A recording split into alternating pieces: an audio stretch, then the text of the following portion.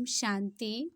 आज हम सुनते हैं 22 जनवरी के ईश्वरीय महावाक्य। मीठे बच्चे, तुम्हें संपूर्ण पावन बनना है, इसलिए कभी किसको दुख नहीं दो। कर्म इंद्रियों से कोई विकर्म ना हो, सदा बाप के फरमान पर चलते रहो। आज प्रश्न पूछा बाबा ने, पत्थर से पारस बनने की युक्ति क्या है? कौन सी बीमारी इसमें विघ्न रूप बनती है? उत्तर है, पत्थर से पारस बनने के लिए पूरा नारायणी नशा चाहिए। देह अभिमान टूटा हुआ हो, यह देह अभिमान की कड़ी से कड़ी बीमारी है। जब तक देही अभिमानी नहीं बने तब तक पारस नहीं बन सकते। पारस बनने वाले ही बाप के मददगार बन सकते हैं।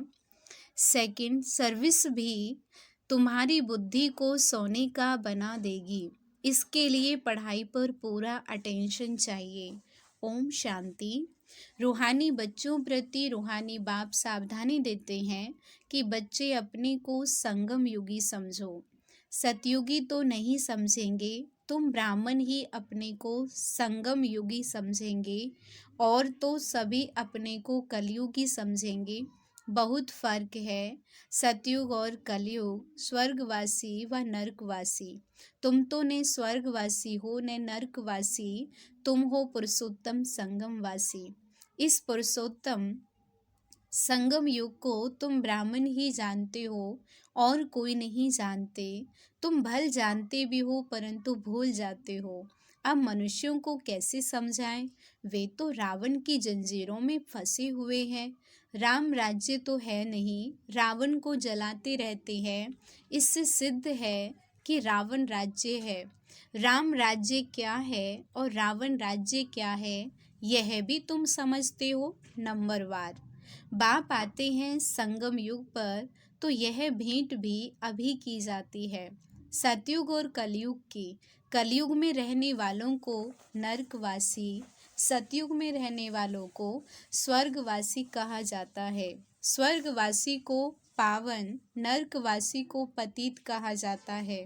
तुम्हारी तो बात ही निराली है, तो तुम इस पुरुषोत्तम संगम युग को जानते हो। तुम समझते हो हम ब्राह्मण हैं। वर्णों वाला चित्र भी बहुत अच्छा है, इस पर भी तुम समझा सकते हो। कंट्रास्ट बताना चाहिए, जो मनुष्य अपने को नरकवासी, पतित, कंगाल समझे। लिखना चाहिए, अब ये पुरानी कलयुग की दुनिया है, सतयुग स्वर्ग नई दुनिया है।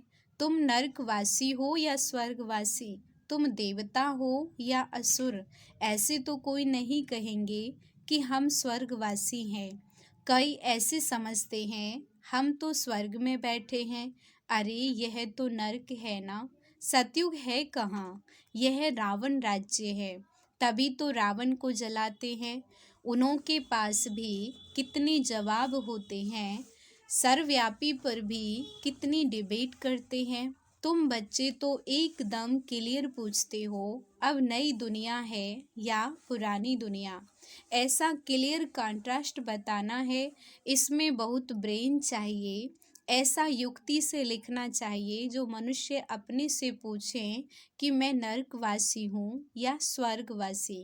यह पुरानी दुनिया है या नई दुनिया है? यह राम राज्य है या रावण राज्य? हम पुरानी कलयुगी दुनिया के रहवासी हैं या नई दुनिया के वासी हैं? हिंदी में लिखकर फिर अंग्रेजी, गुजराती में ट्रांसलेट करें तो मनुष्य अपने से पूछें कि हम कहाँ के रहवासी हैं। कोई शरीर छोड़ते हैं तो कहते हैं स्वर्ग पधारा, लेकिन स्वर्ग अभी है कहाँ? अभी तो कलयुग है। जरूर पुनर्जन्म भी यहाँ ही लेंगे ना। स्वर्ग तो सतयुग को कहा जाता है, वहाँ अभी कैसे जाएंगे? यह सब विचार सागर मंथन करने की बातें हैं। ऐसे क्लियर कंट्रास्ट हो, अंतर हो, उसमें लिख दो। भगवानुवाच, हर एक अपने से पूछे, मैं सतयुगी राम राज्य निवासी हूँ या कलयुगी रावण राज्य का निवासी हूँ। तुम ब्राह्मण हो, संगमवासी, तुमको तो कोई जानते ही नहीं, तुम हो सबसे न्यारे। तुम सतयुग कलयुग को यथार्थ जानते हो। तुम ही पूछ सकते हो कि तुम विकारी भ्रष्टाचारी हो या निर्विकारी शिष्टाचारी हो। यह तुम्हारा किताब भी बन सकता है। नई नई बातें निकालनी पड़े ना, जिससे मनुष्य समझें कि ईश्वर सर्वव्यापी नहीं है। तुम्हारी यह लिखत देख आपे ही अंदर से पूछेंगे, इसको आयरन एज तो सब कहेंगे। सतयुगी डीटी राज्य तो इनको कोई कह ना सके। ये दैवी राज्य तो आज कह नहीं सकते।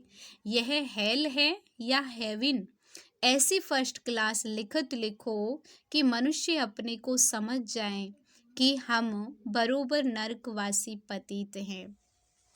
हमारे में दैवी गुण तो है नहीं, कलयुग में सतयुगी कोई हो नहीं सके। ऐसे विचार सागर मंथन कर लिखना चाहिए। जो ओटे सो अर्जुन। गीता में अर्जुन का नाम दिया है। बाबा कहते हैं जो धारण करेगा सो अर्जुन है। बाबा कहते यह जो गीता है उसमें आटे में लून नमक के समान सच है।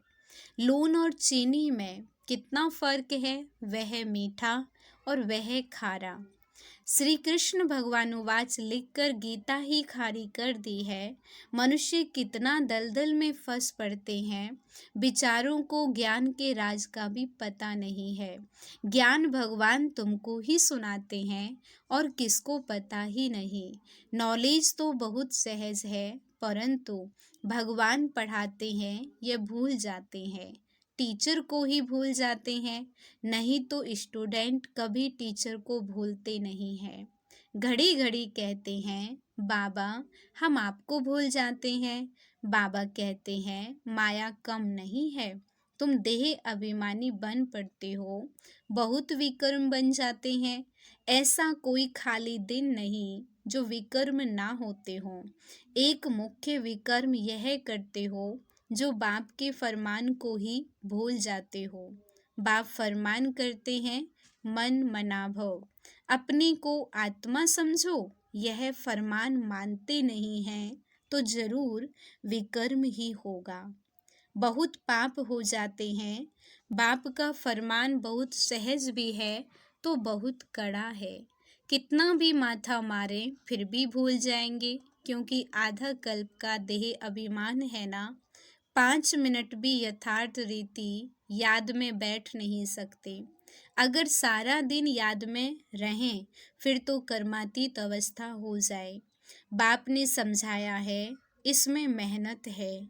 तुम वह जिस्मानी पढ़ाई तो अच्छी रीति पढ़ते हो। हिस्ट्री ज्योग्राफी पढ़ने की कितनी प्रैक्टिस है, परंतु याद की यात्रा का बिल्कुल ही अभ्यास नहीं। अपने को आत्मा समझ बाप को याद करना, यह है नई बात।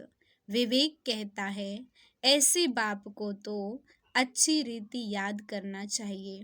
थोड़ा टाइम निकाल रोटी टुक्कड़ खाते हैं, वह भी बाबा की याद में। जितना याद में रहेंगे उतना पावन बनेंगे। ऐसे बहुत बच्चे हैं जिनके पास इतने पैसे हैं जो ब्याज मिलता रहे, बाप को याद करते रोटी टुकड़ खाते रहें बस, परंतु माया याद करने नहीं देती। कल्प पहले जिसने जितना पुरुषार्थ किया है उतना ही करेंगे। टाइम लगता है ना, कोई जल्दी दौड़ी लगाकर पहुंच जाए, यह हो नहीं सके। इसमें तो दो बाप हैं। बेहद के बाप को अपना शरीर है नहीं, वह इनमें प्रवेश होकर बात करते हैं, तो बाप की श्रीमत पर चलना चाहिए। बाप बच्चों को यह श्रीमत देते हैं कि देह सहित सब धर्म छोड़ अपने को आत्मा समझो। तुम पवित्र आए थे, 84 जन्म लेते लेते तुम्हारी आत्मा पतित बनी है। अब पावन बनने के लिए श्रीमत पर चलो। तब बाप गारंटी करते हैं तुम्हारे पाप कट जाएंगे, तुम्हारी आत्मा कंचन बन जाएगी। फिर वहाँ देह भी कंचन मिलेगी। जो इस कुल का होगा वह तुम्हारी बातें सुनकर सोच में पड़ जाएगा, कहेगा तुम्हारी बात तो ठीक है। पावन बनना है तो किसको दुख नहीं देना है। मनसा वाचा कर्मणा पवित्र बनना है। मनसा में तूफान आएंगे, तुम बेहद की बादशाही लेते हो ना। तुम भल सच बताओ व नहीं बताओ, परंतु बाप खुद कहते हैं माया के बहुत विकल्प आएंगे, परंतु कर्मेंद्रियों से कभी विकर्म नहीं करना। कर्मेंद्रियों से कोई पाप नहीं करना है। तो यह कंट्रास्ट की बातें अच्छी रीति लिखनी चाहिए। श्री कृष्ण पूरी 84 जन्म लेते हैं और शिव पुनर्जन्म नहीं लेते। वह सर्वगुण संपन्न देवता है और यह तो है ही बाप। तुमने देखा है पांडवों के चित्र कितने बड़े बड़े बनाए हैं। इसका मतलब है कि वह इतनी बड़ी विशाल बुद्धि वाले थे। बुद्धि बड़ी थी, उन्होंने फिर शरीर को बड़ा बना दिया है। तुम्हारी जैसी विशाल बुद्धि और कोई की हो नहीं सके। तुम्हारी है ईश्वरीय बुद्धि। भक्ति में कितने बड़े बड़े चित्र बनाकर पैसे बर्बाद करते हैं। कितने वेद शास्त्र उपनिषद बनाए, कितना खर्चा किया। बाप कहते हैं तुम कितने पैसे गंवाते आए हो। बेहद का बाप उल्हाना देते हैं। तुम फील करते हो बाबा ने पैसे बहुत दिए, राजयोग सिखलाकर राजाओं का राजा बनाया। वे जिस्मानी पढ़ाई पढ़कर बैरिस्टर आदि बनते हैं, फिर उससे कमाई होती है। इसलिए कहा जाता है नॉलेज सोर्स ऑफ इनकम है।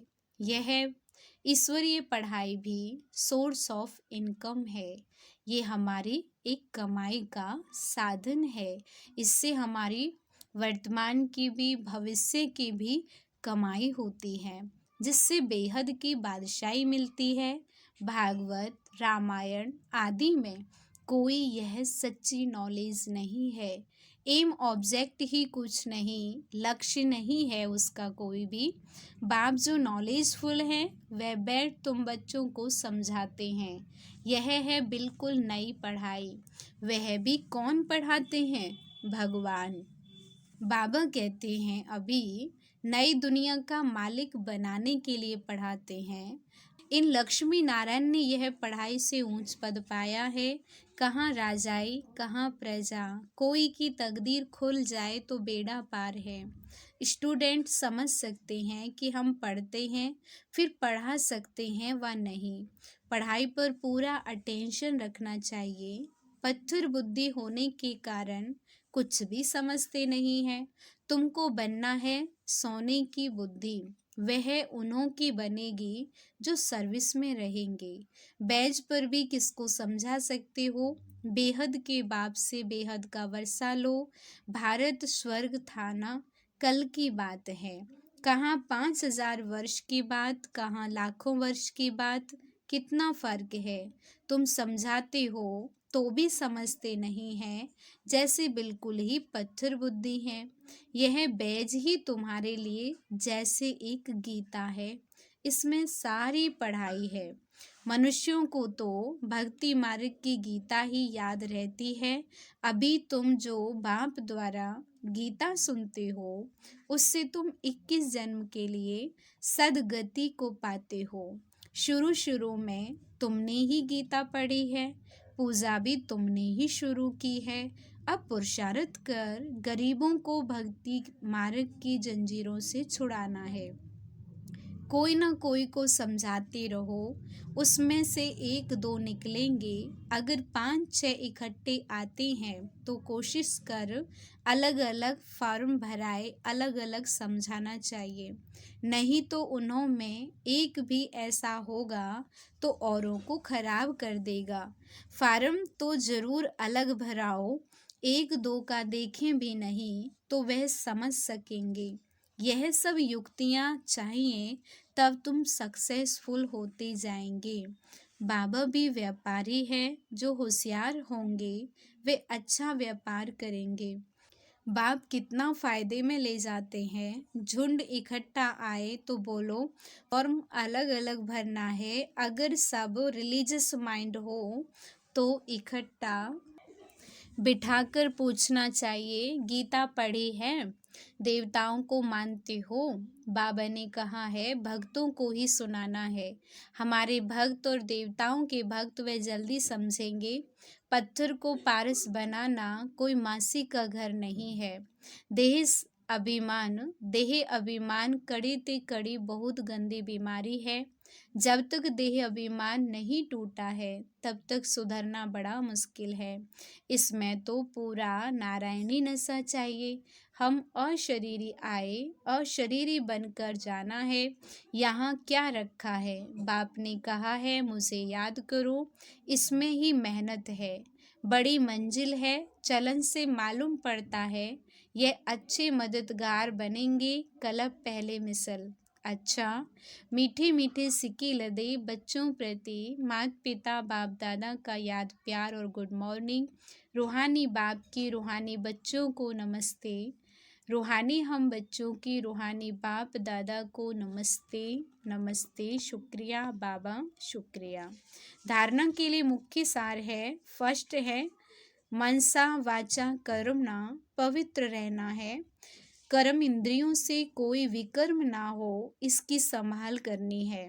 आत्मा को कंचन बनाने के लिए याद में जरूर रहना है। सेकंड है देह अभिमान की कड़ी बीमारी से छूटने के लिए नारायणी नशे में रहना है। अभ्यास करो हम अशरीरी आए थे, अब अशरीरी बनकर वापस जाना है। वरदान है योग करने और कराने की योग्यता के साथ साथ प्रयोगी आत्मा भव। बाप दादा ने देखा बच्चे योग करने और कराने दोनों में होशियार हैं, तो जैसे योग करने कराने में योग्य हो ऐसे प्रयोग करने में योग्य बनो और बनाओ। अभी प्रयोगी जीवन की आवश्यकता है। सबसे पहले चेक करो कि अपने संस्कार परिवर्तन में कहाँ तक प्रयोगी बने हैं, क्योंकि श्रेष्ठ संस्कार ही श्रेष्ठ संसार के रचना की नींव है। अगर नींव मजबूत है तो अन्य सब बातें स्वतः ही मजबूत हुई पड़ी हैं। स्लोगन है अनुभवी आत्माएं कभी वायुमंडल व संग के रंग में नहीं आ सकती। अव्यक्ति साइलेंस द्वारा डबल लाइट फरिश्ता स्थिति का अनुभव करो। सदा खुशी में झूलने वाले, सर्व के विघ्न हरता व सर्व की मुश्किल को सहज करने वाले तब बनेंगे जब संकल्पों में दृढ़ता होगी और स्थिति में डबल लाइट होंगे। मेरा कुछ नहीं, सब कुछ बाप का है। जब बोझ अपने ऊपर रखते हो तब सब प्रकार के विघ्न आते हैं। मेरा नहीं तो निर्विघ्न। ओम शांति।